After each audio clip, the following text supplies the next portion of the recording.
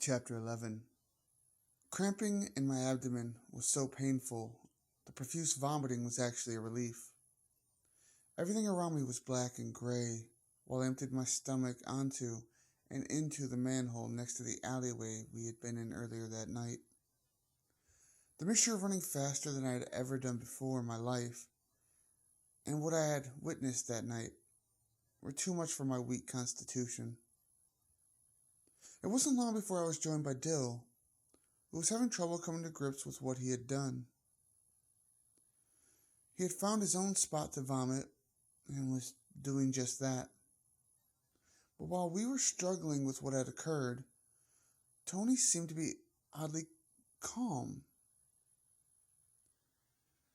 He had not only been able to keep the contents of his stomach within, but appeared to be somewhat satisfied with how things turned out. "Hey, Tony," I began to ask him a question that had popped into my head in a loud whisper. "I thought you said it wasn't loaded." "I didn't think it was," Tony responded, but avoided eye contact as he did so.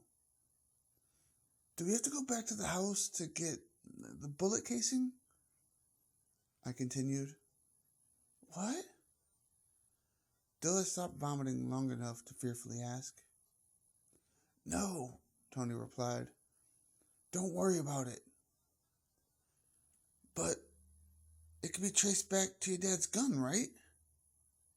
I asked, remembering the multiple cop dramas my family were prone to watch. "We aren't going back to that house," Tony answered sternly. "While their basement was pretty good at keeping sound in, I'm pretty sure a gunshot was probably heard by someone." "Then what do we do if they trace the bullet thing?" Dill walked over to us.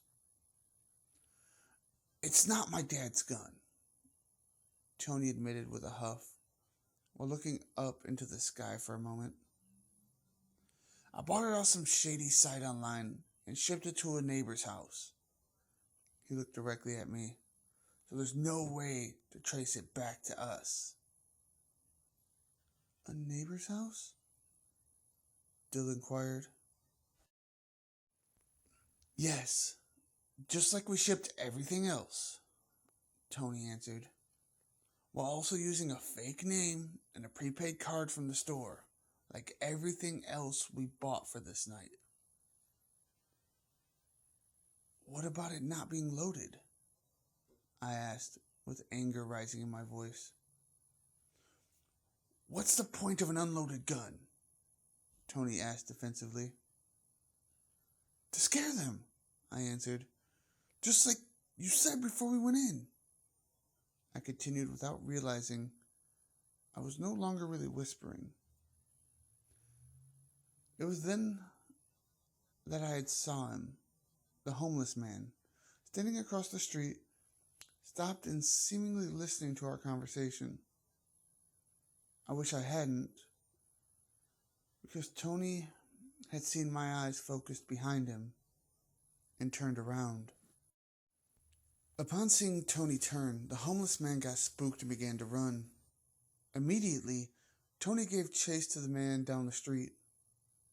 It took a moment of surprise to wear off for both Dill and myself before we were able to follow.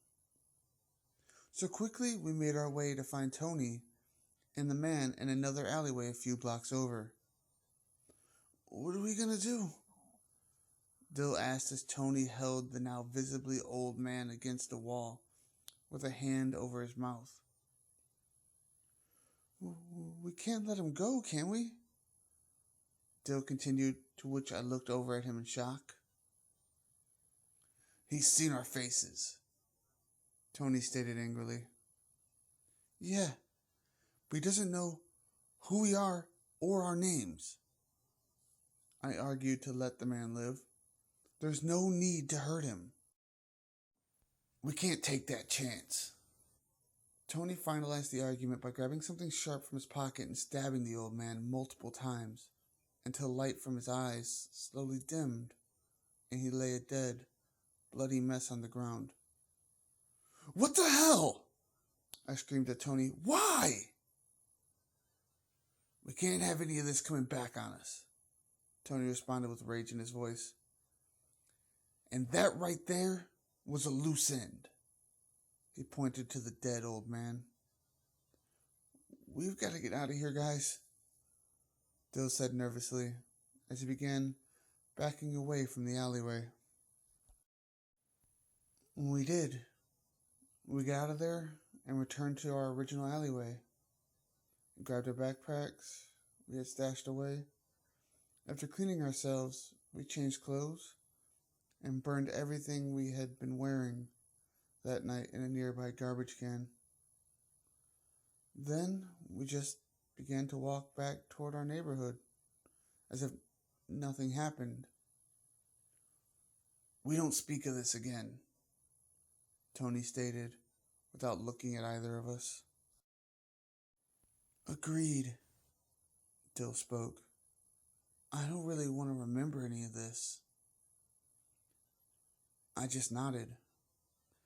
I didn't really feel the need to say anything, and I too didn't want to bring back up these memories. So we just walked silently and went our separate ways to our homes. The sun was rising in the distance as I approached my front door. As I turned the knob, I took a deep, shaky breath. Thank you for listening. I release new chapters every Monday, Wednesday, and Friday. If you prefer to read, I do release all 3 chapters every Sunday on my Wordpress.